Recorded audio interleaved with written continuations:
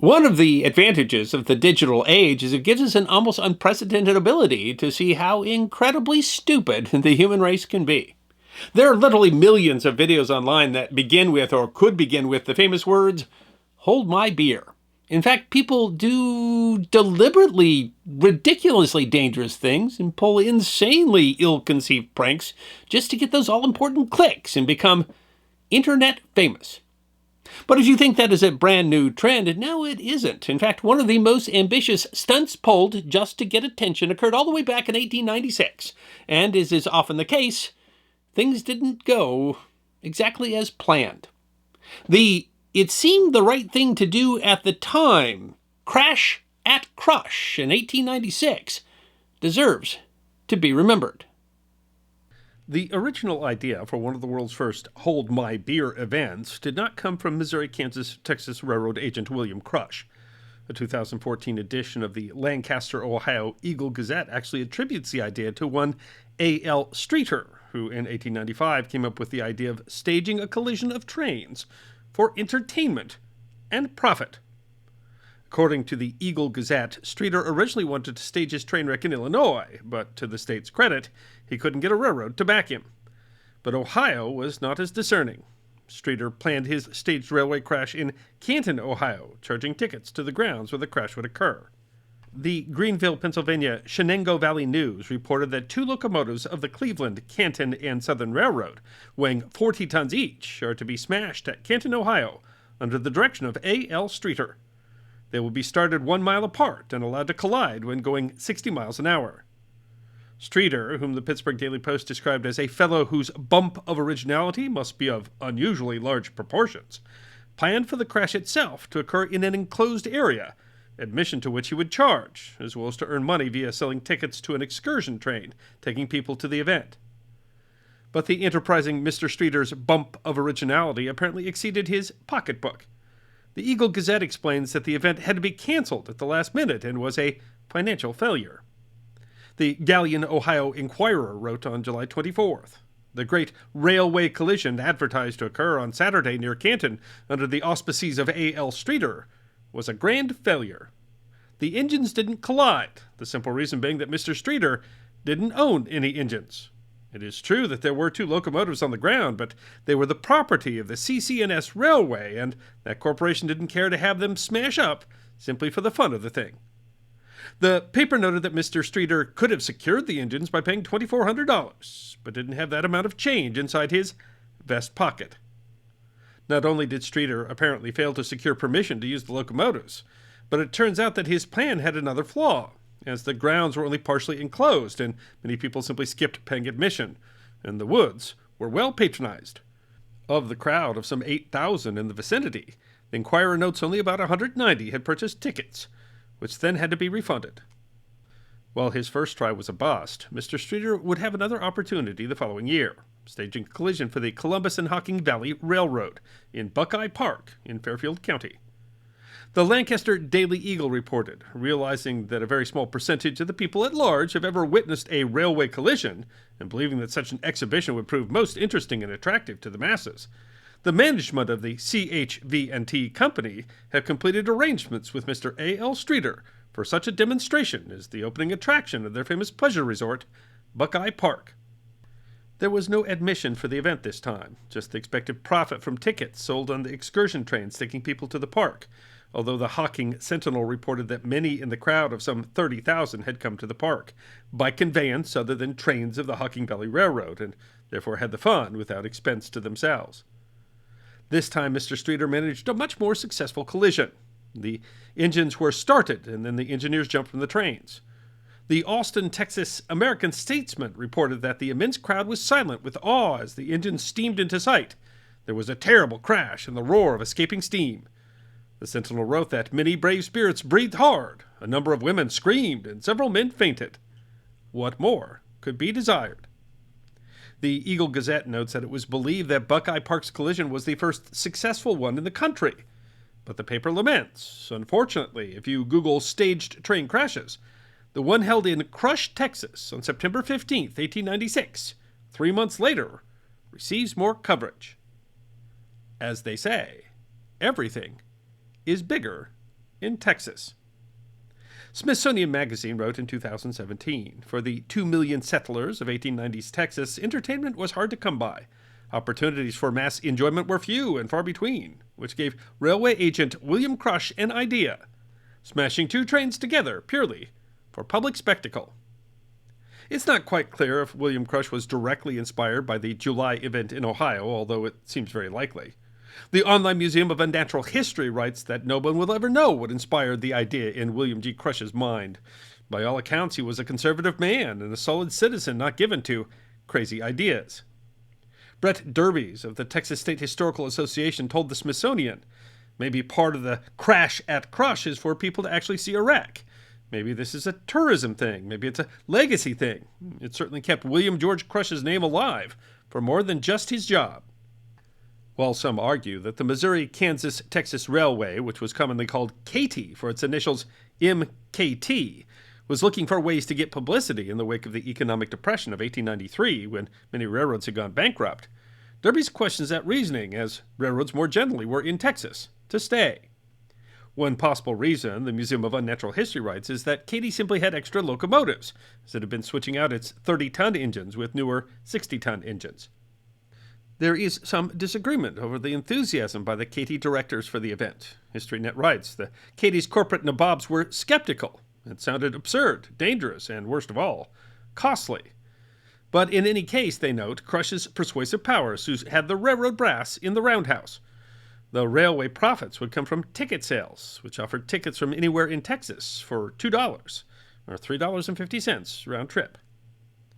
Crush was a natural salesman. The Austin American-Statesman reported General Passenger and Ticket Agent W.G. Crush of the Katy has come home and has nothing on his mind now save a grand scientific show he is preparing for men of all political parties. He doesn't know about anything else. He doesn't think about anything else. He can't talk about anything else and won't. Oh, but it's going to be a smash-up, though, he said. When a reporter asked if he feared that the governor might call a special session to prevent the act, Crush replied, No, we expect to invite him to see it all. In the interests of science, you know. Crush's plan took a step beyond that of Streeter, as Smithsonian explains. Crush cooked up an even bigger, the ultimate crowd pleaser. A gladiatorial battle. 2 35-ton locomotives would ran into each other in Crush, a pop-up town erected for the occasion and named after the architect himself. Instead of staging the spectacle in an existing city, Crush chose a spot along the Katy route between Dallas and Houston. HistoryNet writes that Crush reassured readers the place selected for the collision is a natural amphitheater, and nobody will have any trouble viewing the entire exhibition.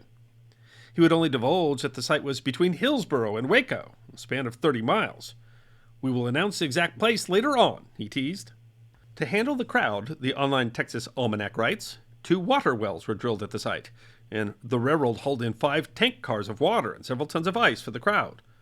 The water was piped to the top of a hill on the property, and several hundred faucets were placed at convenient intervals. 2 telegraph stations were built.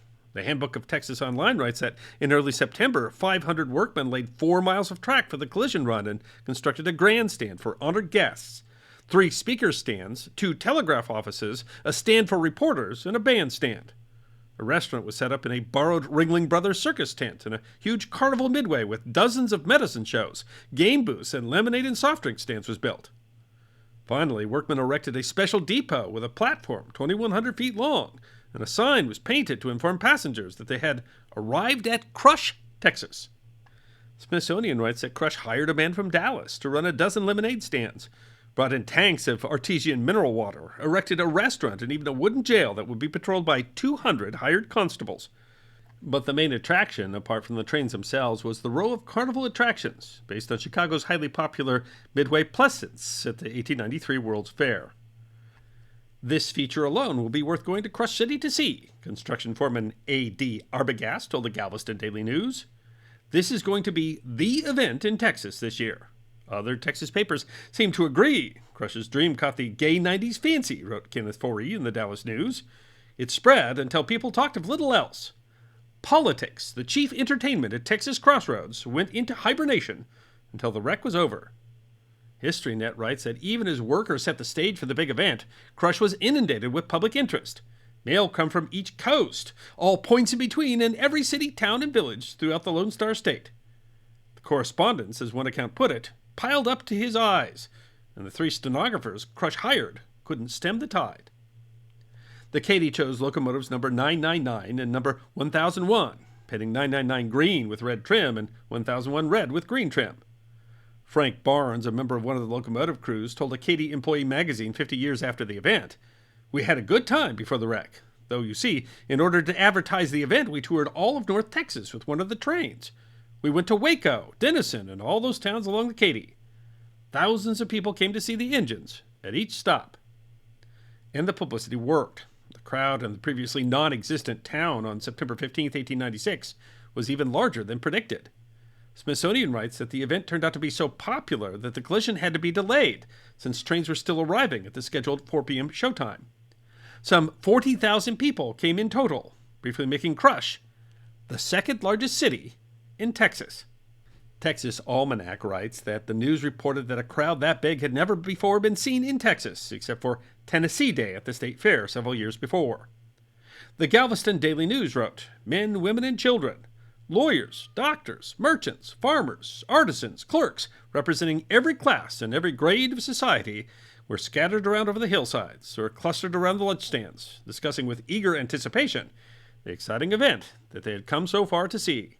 Stephen Sloan, director of the Baylor Institute for Oral History, told KWBU, "Well, there's a kind of surrealness with it when you first hear the story, to imagine this happened, to imagine that in this middle of nowhere, for a day, what would have even been the second largest city in Texas popped up to see this event that still seems hard to imagine that it actually occurred." Of course, a train wreck could be dangerous, but here Crush was also careful. Barnes recalled that Mr. Crush took every precaution to make the whole affair a safe event. "You know, that was back in the Lincoln pin coupler days, and in order to keep the trains from breaking apart, they were fastened together with extra chains. As an extra safety precaution, the rails were pulled up behind each train. That was in case one of them got away, couldn't run wild down the main line. For safety, the Texas Almanac wrote that almost all the spectators were to be located on a hill at least 200 yards away, at a point from which they would have, according to the Dallas Morning News on September 14, 1896, a perfect view of the destruction. Only photographers and reporters were to be allowed within 100 yards of the track." But there was a concern. In a testament to liability law, the Dallas-based Rand Sankey law firm writes that there were concerns about the durability of the engine's boilers and whether they would hold up under the stress caused by the crash. Because of the design of a steam engine, if a boiler ruptured, it would cause an explosion very similar to that of a bomb. Of course, it seems obvious that if one or both of the engines were likely to explode, the engine might be too dangerous for spectators. However, Katy's engineers assured Crush that the boilers could withstand the pressure. But was this really a good idea? Because, after all, when you call something a train wreck, that's not usually a compliment. HistoryNet writes, "The overwhelming response only buoyed the railroad agent. He'd promised his employers publicity, and they'd gotten plenty, and the best was yet to come. If, for the moment, Crush felt that he could do no wrong, he'd soon be reminded that pride does indeed goeth before the fall." HistoryNet continues, "At 5 sharp, the dueling locomotives steamed slowly down the track and, like gladiators, stopped face to face in the middle of a salute. Then the engineers reversed gear, and the trains lumbered back up to their starting points. Telegraph symbols ran back and forth. 'Are you ready?' 'Yes.' 'Then go.' Crush raised his hat. The crowd roared, and the train started downhill. A sound like the rattle of musketry at a drama as each locomotive set off a series of track torpedoes, tiny charges used by railroads as warning signals that crews had fastened along the rails.